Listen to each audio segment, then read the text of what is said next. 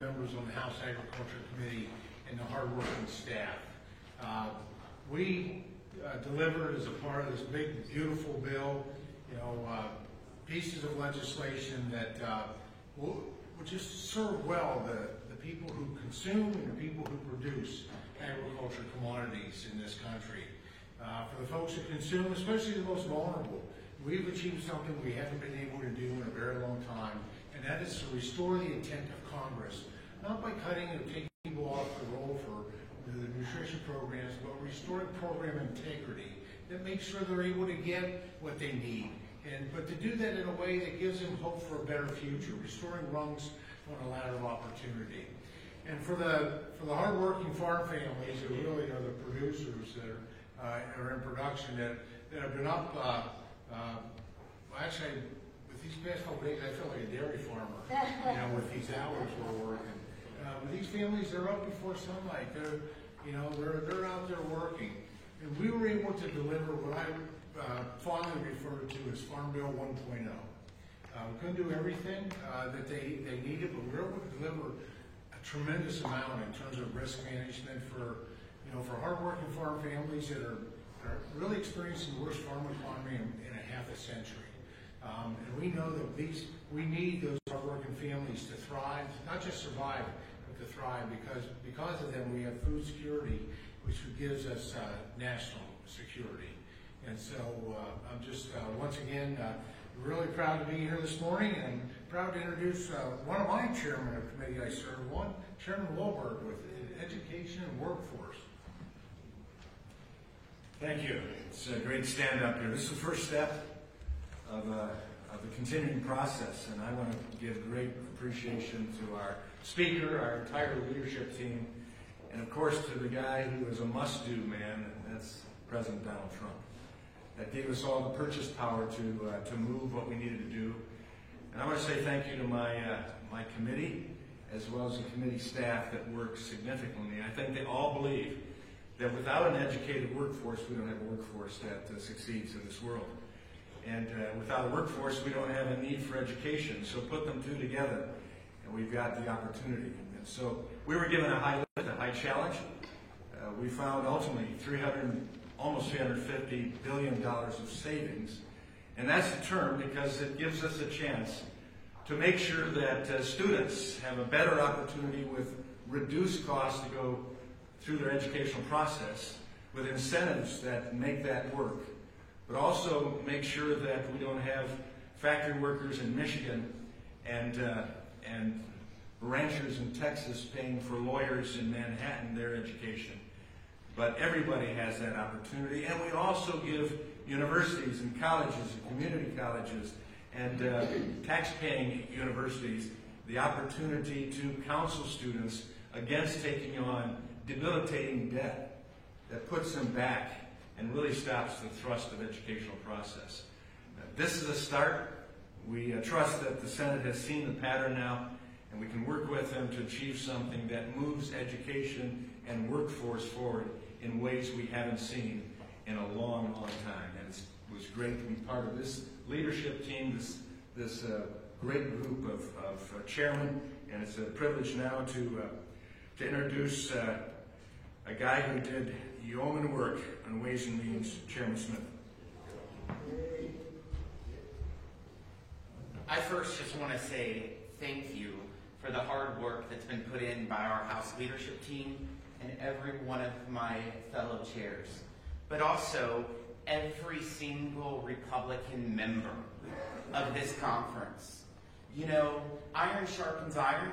A lot of times we do that here, but it has made us so much stronger, where we've been able to stand together and deliver real victories for American people. I remember when people said President Trump's re-election wasn't possible. And then it became the greatest political comeback in history. 77 million Americans voted to return Trump to office. We have those Americans and President Trump to thank for the Republican majorities in the House and the Senate. So then the doubters came back and said, there's no way that House Republicans can make the Trump tax cuts. permanent. It's too hard. They said there's no way they can deliver on his campaign promises and cut spending. And they went even further and said there's no way that House Republicans can deliver on it as part of one big, beautiful bill. But I was raised in a trailer in Salem, Missouri, next to my dad's auto repair shop. I know what it's like to have everyone doubt your future. And I said it from the start. Failure is not an option. The doubters were wrong because we just passed the one big, beautiful bill. And as promised, it delivers for working families. And this is how the greatest political comeback of all time has led to the greatest pro-worker, pro-family, pro-farmer, and pro-small business tax bill of all time. No tax on tips, no tax on overtime, no tax on loans for American-made cars, tax relief for seniors. Make the Trump tax cuts permanent. We hold the woke elites accountable, and no taxpayer benefits for illegal immigrants who broke the law. We're delivering for the gig workers that stay up late to put their kid through college. We're delivering for the restaurant workers that take another shift to help out a coworker and put food on their table. We're delivering for the police officers and firefighters who show up in the dead of night to keep our communities safe. We're delivering for seniors who worked their whole lives and paid into Social Security and were promised tax relief. We're delivering for the families who, after surviving 4 years of Democrats' historic inflation, struggle to afford a school that meets their needs. We're delivering for the factory worker who needs to buy a car to drop his kids off on the way to work. We're delivering for the Americans that expect their tax dollars to go to help other Americans and not illegal immigrants. We're delivering for the President of the United States, Donald Trump, who made these promises and intends to keep them because the Republican Party is the party of the working class, and we won't leave them behind. Pleased to introduce the great chairman of the Financial Services Committee, Mr. Hill. Good morning, everybody. Such a pleasure to be with you. Let me say, first and foremost, thank you to Mike Johnson and our leadership team, our leader, Steve Scalise, working hand in glove with President Trump all of last year on what would be the priorities for House Republicans to work hand in hand with our president if we were so fortunate to be elected, to have the House in the Republican hands, to have the presidency in President Trump's capable leadership hands, and to have the Senate. And this bill is that first step. This is that first step that delivers on that promise. And for my constituents in Arkansas, what a pleasure it was for me to vote that they're not going to face a 22% increase in their taxes. That 9 out of 10 Arkansans can use the standard deduction and have a simpler, straightforward way to file their taxes. That they can have the benefit of a more robust child tax credit. That's what House Republicans stand for. Now let me also say that there were doubters, and you've heard that mentioned today. But President Trump has said frequently, why can't the Republicans stick together like the Democrats stick together? Well, with the leadership of Mike Johnson, Republicans have stuck together and delivered on the commitments that we've made in the campaign and in our planning in this first 5 months of what's going to be, as President Trump argues, a golden age for the American people and the American economy. In the House Financial Services Committee, we were proud to have been charged by Chairman Harrington with a $1 billion deficit reduction. And by golly, like all members of the House Financial Services Committee, we underpromised and over-delivered by cutting the deficit by $5.2 billion over that period of time. And it's the first substantive change in the Dodd-Frank Act in the past 15 years that will lead and anchor in our committee to deliver on another promise of the administration which is to right-size regulations so that our capital providers can provide that access to capital to our small businesses, our big businesses, and make America more competitive.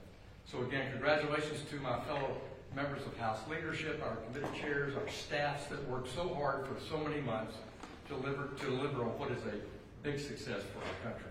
And now I'm happy to welcome my fellow Arkansan, a great chair of our Natural Resources Committee, Bruce Westbrook.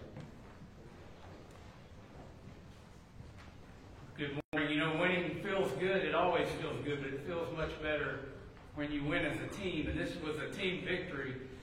And it's not just this team that you see standing here. It's the team of our whole Republican conference. It's hundreds of dedicated staff members who have worked many, many hours, who have made changes and gotten bill text where it needs to be.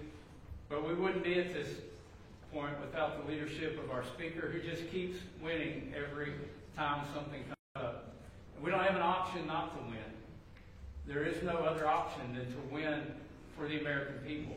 And today, I believe the American people win. And as I think about the Natural Resources Committee, I can't help but think about the only quote in the House chamber by Daniel Webster, that we're coming upon the 200-year anniversary of him making this speech at the dedication of the Bunker Hill Monument. 1,000 people gathered there and 120 Revolutionary War veterans. And the part of his speech that's in the House chamber starts off saying, "Let us develop the resources of our land." America has been blessed from sea to shining sea with abundant resources. America is also blessed with a conservation ethic to know how to use those resources in a responsible way and leave our resources in better shape for future generations. We were able to, on the Natural Resources Committee, exceed our budget instructions by a factor of 20. $20 billion in new revenue and savings over the 10-year window. But that's just the beginning. That's what CBO says we're going to generate by royalty rates, by lease sales, by selling timber, by having mining. That's just the very basic cost of selling those assets. What that doesn't account for is when you have $1 billion of resources, it takes billions and billions of dollars of factories, of oil rigs, of pipelines, of mines, of refineries, of sawmills, and manufacturing equipment. And that's going to create millions of jobs across our country if we're fully able to use those resources, which is going to grow our economy. So this bill not only gives tremendous tax relief to hardworking Americans, it also gives hardworking Americans an opportunity to have great paying jobs and to build things right here in America again, and to attack our deficit by growing our economy and producing more income for families and more income for the federal government. And I couldn't be more proud to be part of this team today. And with that, I want to introduce the chairman of the Oversight Committee from Kentucky, Representative Homer. Thank you. Well, today's a historic day, and today's a great day for the hardworking, tax-paying Americans. The People's House has delivered on President Trump's America First agenda. Our one big beautiful bill cuts taxes for hardworking Americans and small businesses, putting more money directly back into the pockets of those hardworking Americans. It provides critical resources to secure our border and deport criminal, illegal aliens, the dangerous individuals that Joe Biden allowed to flood into our country every day. It restores American energy dominance by rolling back the radical Green New Deal scam and unleashing domestic production. And it takes direct aim at waste, fraud, and abuse in Washington, making government more efficient and more accountable for the American taxpayer. For example, our bill tackles fraud in the Federal Employee Health Benefits Program. A GAO report uncovered instances where federal employees illegally placed non-family members on their taxpayer-subsidized health plans. The one big beautiful bill ends this abuse, saving taxpayers $1.5 billion. We're proud the House passed this legislation. Now the Senate must do its job. Next, it gives me great pleasure to introduce one of the heroes from start to finish of this whole process, our great Budget Committee Chairman and my good friend, Jody Eric. I'm the chairman that made these guys' lives just a little more difficult. The speaker told me he had 2 criteria for who would lead this bill. They had to be big and they had to be beautiful. And I just want to say, what an honor. Where's Jason? Where's Jason? What a great day. What an extraordinary team effort. I am truly honored to serve with these folks and our conference. I'm humbled to this day, 9 years later, we came together, still humbled, still pinching myself to be able to be part of the leadership of the greatest country in human history. I want to thank the speaker. I want to thank Steve Scalise and the entire leadership team for keeping all of us focused and unified and moving forward. I want to thank my fellow chairman and all of our members for their tireless efforts and their unwavering commitment. We said from the very beginning that this was a generational opportunity to deliver the most comprehensive and consequential set of policy reforms in modern history. And you know what? We achieved it in the one big bill. The largest investment in border security and defense, the largest tax cuts for our families and small businesses, and the largest reduction in spending in U.S. history by 2 times. So we've got an opportunity to take that big step, that big bold step, work with the Senate, get this bill to the President so that he can make that America First vision a reality in the American people's lives. And we're not going to stop, we're not going to be satisfied until these policy reforms are a reality for the people that we serve. So with that, God bless America, go West Texas, and reverse the curse. And Mr. Mark Green, our fearless leader for Homeland Security.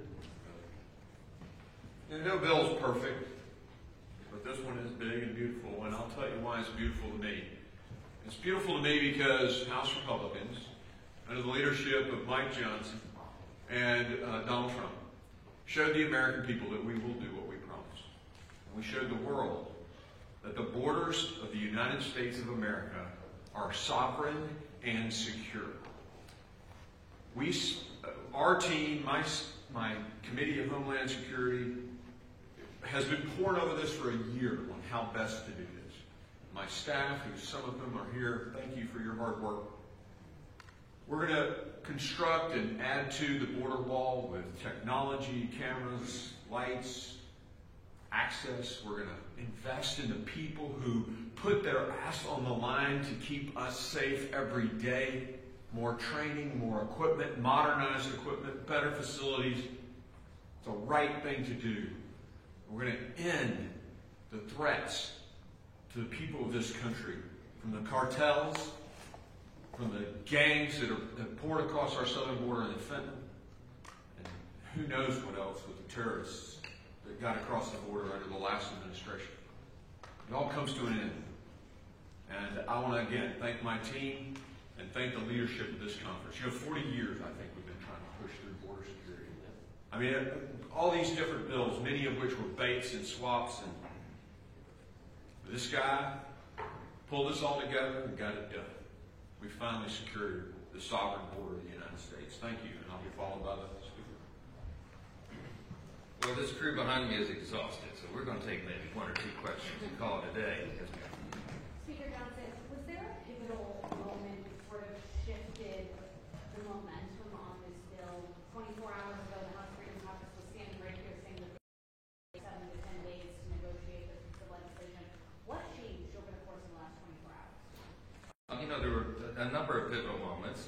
We have 220 Republicans in the House Republican Conference, and lots of different opinions. They represent very different districts around the country with very different interests. But the principle and the philosophy is always the same. Everybody's conservative. We believe in limited government, and we believe in individual freedom and rule of law and peace through strength and fiscal responsibility and free markets and human dignity, the things that are all wrapped into this bill. And so I would say there was a lot of pivotal moments. One day I might actually write a book about the last year of my life and trying to get this thing going. But I'll say, look, I'm just going to say, I give glory to God. I mean, there's a lot of prayer that brought this together. I'm just going to be very blunt about it. There was a few moments over the last week when it looked like the thing might fall apart. I went to the little chapel over here and got on my knees and prayed that these guys would have wisdom and stamina and discernment. And that's the secret here. And teamwork. And mutual respect that everybody has for one another. And I think that's what defines the Republican Party. It's a great day to be an American. It's a great day to be a Republican. Yes. For you, those who go to the Senate, they're likely going to change it a lot. They're prepared to do this again and kind of. No, all the senators, every one of them had promised me they're not going to change anything in our bill. I was honored to be at the Senate Republican luncheon on Tuesday. And, I encourage them to remember that we have a very delicate equilibrium that we've reached on here. A lot of work went into this to find exactly the right balance. And you all saw how perilous that was over the last week as it developed. And I encourage our Senate colleagues to think of this as a one-team effort as we have, and to modify this as little as possible, because it will make it easier for us to get it over the line ultimately and finished and get it to the President's desk by July 4th. And that's a big thing. The reason we were so aggressive, and I know some of y'all smiled and probably mocked me a little bit when I said early on we were going to do this by Memorial Day. You didn't believe it. I know you didn't, Reese. Most of you didn't. But the reason we did that was not because out of pride of authorship or because we were trying to, raise some banner. We did it because we need to get this relief to the American people as soon as possible. And President Trump made these promises on the campaign trail, and we did as well. And we wanted, as Jim Jordan likes to say, we're going to do what we said we were going to do. And that's what this bill represents. And so the timetable is important. We also have the debt ceiling approaching. We've got the relief that the people need. And the sooner they feel that relief, the better. So we did our job, rolled up our sleeves, got it done. We're really proud of that effort. One more question. Is there anything that the Senate might be considering in terms of changing this bill that you all will not accept? I'm not going to draw any red lines. Look, I told them there's a lot of different opinions over there as there is here. They have a small margin as we do. We had a 3-vote margin. By the way, I just want you to know for the record, we really had 217 votes this morning. Andrew Garbarino did not make it in time. He fell asleep in the back. No kidding. I know. I'm going to just strangle it. But he's my dear friend. And then was going to vote and slipped his card in right at the last minute. So it looks like a razor-thin margin, 215 to 214 and one president. It was really 217. Okay, we all put a footnote somewhere in history on that. They're both going to go on record saying that's how they would have voted if they got the card ahead of time. Thank you so much for being here. Bless you all. Thanks. Can you respond to the attack overnight? Yeah.